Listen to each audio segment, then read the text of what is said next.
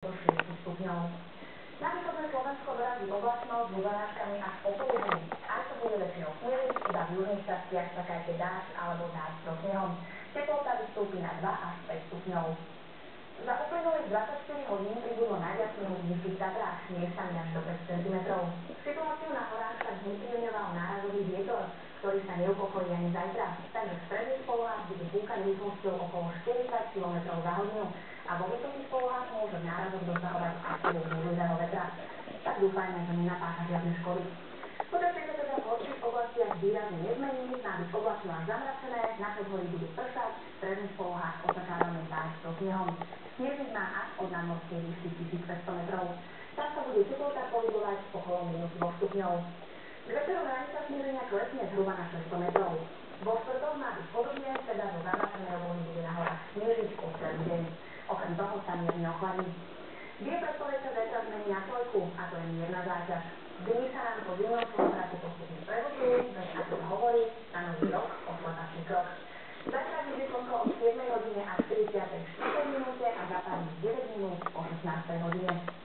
Zajtra má fúkať vietor slabý až dosť častý vietor z južných smerov. Veterno ale má byť vo štvrtok a v piatok, kedy bude vietor najmä nad západným Slovenskom dosahovať náraznou rýchlosť až 50 km za hodinu. V sobotu sa vietor upokojí a znovu sa rozfúka v pondelok. V nasledujúcich dňoch nás čaká takmer zimné počasie po snežení, ktoré cez víkend dorazí aj do nížin.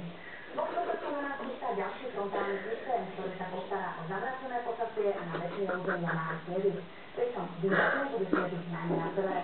V nížinách sa budú ešte vrásky zmiešané alebo dažďové. Teplota vystúpi na 0 až 5 stupňov. V piatok sa naplňa pranostiky, pretože príde známa trojkráľová zima a začne sa postupne ochladzovať. Počasiu bude dominovať premenlivá veľká oblačnosť, najmä na severe s občasným snežením alebo snehovými prehánkami. V južných častiach stále rátajú iba so vráskymi zmiešanými. V sobotu bude pokračovať oblačné počasie, snehové prehánky sa vyskytnú len miestami. V priebehu dňa sa začne oblačnosť zmenšovať a snehou ubudnú aj vrásky. Teplota -2 až po 4 stupne. V nedeľu sa ale opäť pripravte na zamračenú oblohu, v ktorej bude aj snežiť. Teplota vystúpi na -1 až po 5 stupňov. V pondelok sa situácia upokojí, pretože má byť premenlivá oblačnosť a snehové prehánky očakávame na severe. Dnešná predpoveď počasia aj na konci, ja vám želám ešte pekný zvyšok večera. Dovidenia.